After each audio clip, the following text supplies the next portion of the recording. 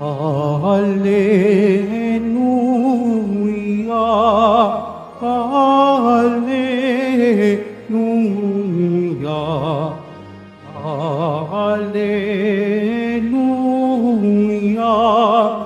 Hallelujah.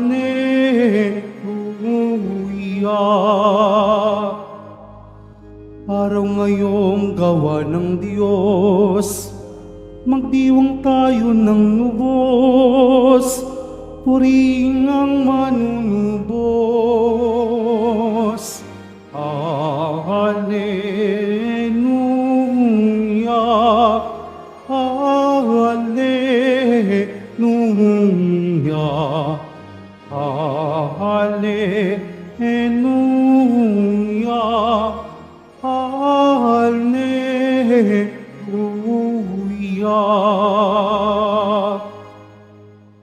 Sumainyo ang Panginoon. At sumayo rin. Ang mabuting balita ng Panginoon ayon kay San Lucas. Papuri sa iyo, Panginoon.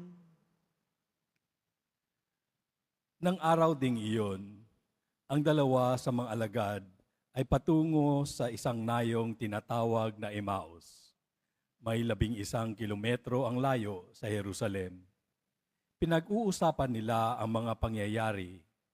Samantalang nag-uusap sila at nagtatanungan, lumapit si Jesus at nakisabay sa kanila. Siya ay nakita nila, ngunit hindi nakilala agad. Tinanong sila ni Jesus, "Ano ba ang pinag-uusapan ninyo?" At tumigil silang nalulumbay. Sinabi ng isa na ang ngalay Cleopas, "Kayo lamang po yata ang dayuhan sa Jerusalem na hindi nakakaalam sa mga bagay na katatapos pa lamang nangyari roon." "Anong mga bagay?" tanong niya. At sumagot sila, "Tungkol kay Jesus na taga Nazaret, isang propetang makapangyarihan sa gawa at salita, maging sa harapan ng Diyos at ng mga tao. Isinakdal siya ng aming mga punong saserdote at mga pinuno upang mahatulang mamamatay, at siya ay ipinako sa krus. Siya pa naman ang inaasahan naming magpapalaya sa Israel. Hindi lamang yan, 3 araw na ngayon mula nang mangyari ito, nabigla kami sa ibinalita ng ilan sa mga babaeng kasamahan namin. Maagang maaga raw silang nagpunta sa libingan at di nila natagpuan ang kanyang bangkay. Nagbalik sila at ang sabi, nakakita raw sila ng isang pangitain, mga anghel na nagsabing, buhay si Jesus. Pumunta rin sa libingan ang ilan sa mga kasama namin at gayon nga ang natagpuan nila. Ngunit hindi nila nakita si Jesus. Sinabi sa kanila ni Jesus, "Kay hahangal ninyo, ano't hindi ninyo mapaniwalaan ang lahat ng sinabi ng mga propeta? Hindi ba't ang Mesiyas ay kailangan magbata ng lahat ng ito bago niya kamtan ang kanyang marangal na katayuan?" At ipinaliwanag sa kanila ni Jesus ang lahat ng nasasaad sa kasulatan tungkol sa kanyang sarili, simula sa mga aklat ni Moises hanggang sa sinulat ng mga propeta. Malapit na sila sa nayong kanilang patutunguhan at si Jesus ay waring magpapatuloy pa ng lakad. Ngunit siya ay pinakapigil-pigil nila.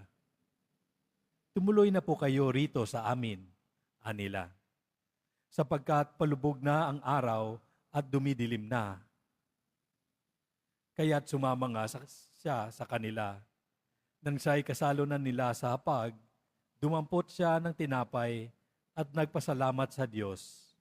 Saka pinaghati-hati at ibinigay sa kanila.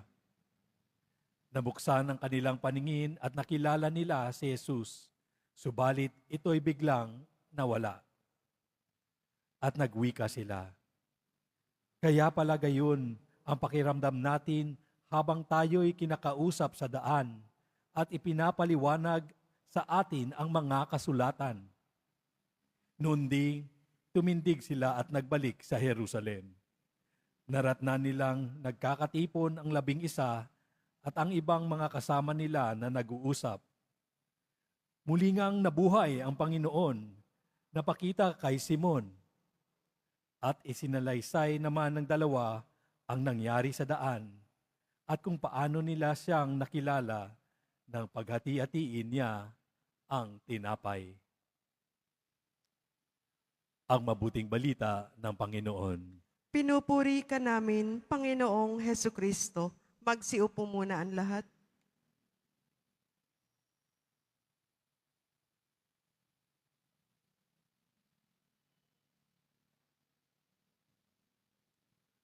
Noong 2019 po ay World Youth Day sa Panama at ako po ay muli naging mapalad para makadalo po doon kasama ang ilang mga kinatawan po ng Archdiocese ng Maynila ng mga kabataan. Isang araw po, nauna kami doon sa mismong dadaanan ng Pope's Mobile, lulan si Pope Francis. No? Kabisado na namin iyon, doon siya dadaan. So maaga pa lamang, mga 5 oras pa lamang bago dumaan siya, naroon na kami. Nasa unahan kami nung mismong kordon, yung nakaharang po. Doon kami na malagi, mataas pa ang araw, nakaupo na kami doon, nagtiis kami. Kasi sabi namin, pagdaan naman ni Pope Francis, kitang-kita na namin at halos abot kamay na namin. Dumaan po ang 2, 3 oras, 4 na oras. Naku, dumadami na po ang mga tao, lalo na yung mga kabataan na kinatawan ng iba't ibang bansa. Naghihintay rin doon sa dadaanan ng Pope's Mobile, lulan si Pope Francis. Inihanda na namin ang aming mga cellphone para picturean o kaya videohan. Ganon din po ang ginawa ko. Inihanda ko na yung aking cellphone. Yeah? At nagkakasigawan na sa 2 oras, nagkakasigawan na sa bandaron, nandiyan na yata ang Santo Papa. Paparating na, dadaan na. Dumaan na yung mga hagad, dumaan na yung mga security. Ayan na, nandiyan na. Tinaas ko na ngayon ang aking cellphone. Ni-record ko na siyang ganoon. At eto na nga po, napakabilis nga lang talaga ng daan, pero dumaan mismo sa harapan namin, hawak-hawak ko ang cellphone, tuwang-tuwa yung mga kabataan, yay, gano'n. Mahal ka namin, Lolo Kiko. Yan, kasi Lolo Kiko na tawag natin sa kanya. Nakadaan, nakapagdaan na pagdaan. Naku po, talagang nakita niyo yung mga mukha ng kabataan, maluha-luha. Lumuluha dahil kitang-kita nila ang Santo Papa. Ako naman, tuwan-tuwa ako, na-record ko. Panoorin natin itong video, nakuha ko. Alam po ninyo, nung nireview ko yung video ko ng camera ng cellphone ko, hulaan niyo kung ano ang napanood ko. Totoo po, na-record ko talaga. Na-record. A whole time naka-record yung aking cellphone. Pero, ang nakunan po ay yung front camera. Hindi yung camera sa likod na nakaharap kay Pope Francis. Ang nakunan po, yung nasa likod ko. Front camera, gano'n. Kaya pinagtawanan nila ako dahil yung pinapanood nila, ang mga nakita yung mga kabataang nasa likod, hindi yung pagdaan ni Pope Francis. Nakakainis pero nakakatawang karanasan. Minsan ganun po tayo. No? Sa iba tayo nakatingin, sa ibang direksyon. Sa Ebanghelyo, hindi po nakilala nung 2 alagad si Jesus na mismong lumapit sa kanila at naglakad ng 7 milya. Mahaba-haba po iyon. Pero all those time, hindi nila nakilala ang Panginoon. Bakit? Iba ang tinitignan nila. Ano ibig kong sabihin? Ang inaasahan nilang tagapagligtas, hindi mamamatay. Bida. Panalo.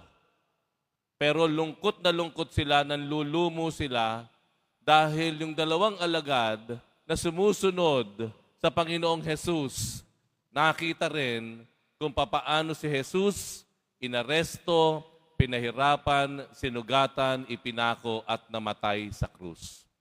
Hindi nila matanggap na ganoon ang naging kapalaran ng kanilang Panginoon at Guro na kanilang inaasahang maging tagapagligtas ng Israel. Kung meron po tayong dapat dalhin mula sa karanasan ng Kwaresma at Semana Santa, ito po yung leksyon o aral na ang buhay natin lagi na lamang kapapalooban ng pagkabigo. Lagi na lamang pagkakalooban, lagyan ng pagbubuhat ng krus. Kapapalooban ito ng mga pagkabigo, paghihirap, sugat, kalungkutan.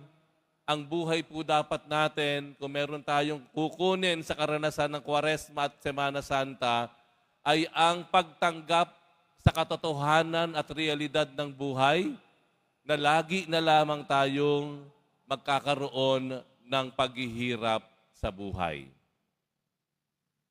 Yun ang ipinakita ng Panginoon. Halimbawa na lamang nagtiwala ka, pero hindi inalagaan ang iyong pagtitiwala, hindi iningatan. Halimbawa na lamang nagsumikap ka, nagtrabaho ka ng tapat, pero nung bandang huli, ikaw pa pinagbintangan, ikaw pa ang minasama. Halimbawa na lamang, ikaw na yung taging tapat sa mga magulang mo, pero ang nakikita mo, yung mga magulang mo, mas pabor pa dun sa kapatid mo. Nagseselos ka ngayon.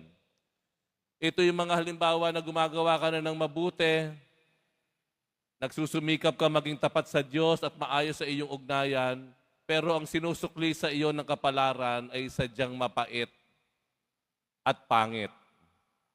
Pagkabigo. Tanggapin po natin na sa mundong ito, may mga ginagawa tayong mabuti na hindi agad-agad nasusuklian ng kabutihan. Tanggapin po natin sa mundong ito, malupit. Malupit ang mundo. Hindi patas. Life is unfair. Kung sino pa yung nagpapakabuti, sila pa yung napapasama. Kung sino yung gumagawa ng masama, tila sila pa yung napapabuti. Life is unfair. Tanggapin po natin, ganun po talaga. Dahil yan ang realidad ng mundo. Ang nag-aahari dito, hindi lamang ang Diyos. Mayroong puwersa ng kasamaan na gumagalaw dito.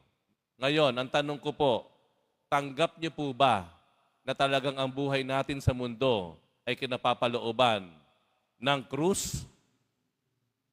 Tanggap niyo po ba na sa buhay na ito, maya't maya makakaranas ka na ikay parang namamatay? Tanggap niyo po ba iyon? Kung tanggap niyo po iyon, mabuti. Tama po iyan. Pero mayroong ikalawang bagay na hindi matanggap ng mga alagad. Kung yung una, hindi nila matanggap na ang kanilang kinaasam na magiging tagapagligtas ay maghihirap at mamamatay, meron silang pangalawang hindi rin matanggap. Ano yung hindi matanggap ng mga alagad na nasa Ebanghelyo? Papuntang Emmaus. Hindi nila matanggap na may balitang muling nabuhay ang Panginoon. Hindi nila matanggap ang balita na si Jesus, ang kanilang guro at inaasam na magiging tagapagligtas ng Israel, sa ikatlong araw na iyon, umagang-umaga, ay nabuhay na mag-uli, kagaya na lamang na naikwento sa kanila ng mga babae. Hindi sila makapaniwala. Hindi nila matanggap na si Jesus muling nabuhay. Ito po yung isang bagay din na dapat nating tanggapin. Kung tinatanggap natin ang buhay natin, laging kinapapalooban ng paghihirap, krus, abay dapat din tanggapin po natin na ang buhay natin ay kinapapalooban din po ng pagbangon, ng kagalingan, ng pagsisimula muli, ng iba yung karunungan, ng iba yung kalakasan at tatag. Dapat tanggapin din po natin iyon. Na ang buhay natin, kapapalooban din ng kapatawaran. Ano po ibig kong sabihin? Kung minsan ikay nagmahal, ikay binigo, huwag kang sumuko sa pagmamahal. Pwede kang magmahal muli, pero this time, mas marunong ka na, mas matibay ka na. Yun ang muli mong pagkabuhay. Kung minsan nagtiwala ka, ikaw ay na traidor, magtiwala ka uli, huwag kang sumuko. At sa pagtitiwala mong iyon, may ibayo ka ng tatag at karunungan. Kung ikaw ay nagkasala, nagkamali, dahil sa kahinaan, masakit, pero huwag kang mag-alala. Sa bawat pagkakasala natin, ibinibigay naman ng Diyos ang pagkakataon na tayo ay magsisi at tumanggap ng kapatawaran at magsimula uli ng bago. Yun po yung sinasabi ko po. Yung pangalawa, minsan yun ang nakakaligtaan natin. Ang galing-galing ng Pilipino. Kayang-kaya nilang magdala ng krus. Kaya-kaya nilang magtiis. Kaya-kaya nilang maghirap. Pero ang tanong, ang Pilipino ba bumabangon? Ang Pilipino ba kayang magpatawad o tumanggap ng kapatawaran? Ang Pilipino ba kaya muling magmahal, magtiwala at magsimula muli? Tandaan po natin, yung natutunan po natin at pwede po nating ibaon mula sa karanasan natin ng Kwaresma at Semana Santa, na ang buhay natin hindi lang talaga dire-diretso, hindi patag ang daan. Ang buhay natin sa mundo, laging kapapalooban na ang pagkabigo, ng hirap, ng sakit, ng sugat at krus. Pero, hindi po doon natatapos ang kwento. Dahil ang buhay din naman natin, kinapapalooban ng kapatawaran ng Diyos, paghilom, pagbangon, at pagsisimula muli. Halina po, magsimula po uli tayo sa bagong buhay na ipinagwagi ng Panginoon sa atin.